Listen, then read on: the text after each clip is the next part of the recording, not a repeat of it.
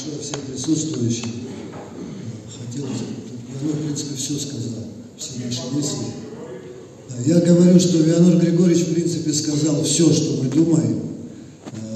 Хотел бы перейти к тому, что для нас, и вот мы ведем опрос в наших организациях, а у меня лично их 3, как бы я руководитель в 3 организациях, люди разных национальностей. Сначала говорят, да, мы должны отдать. Потом, когда с ними начинаешь разговаривать, людям рассказывают сказку, что якобы это все испортит отношения с Российской Федерацией.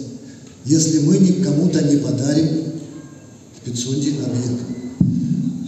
Ну, это ложь. Мы за договор, именно за тот договор, который подписал Владислав Григорьевич Арцев. Если их не устраивает этот договор, это их сугубо личная проблема. Сугубо личная. И рассказывать пожилым людям такое, что у них не будет пенсии, или у нас усугубятся взаимоотношения с Российской Федерацией, точно не нужно.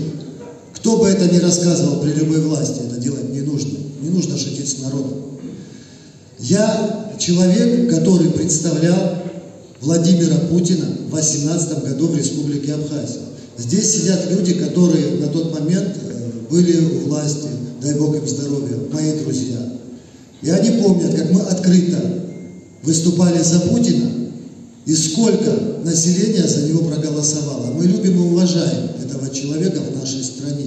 Просто не нужно нас шантажировать и говорить, это наше мнение. Что касается наших организаций, все 8 организаций будут выступать против. Пока мы выступаем как Союз АЯИ.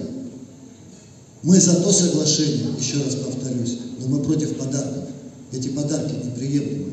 Это дарится не Российской Федерации, как мы видим. Это дарится вообще отдельной структуре ФСО.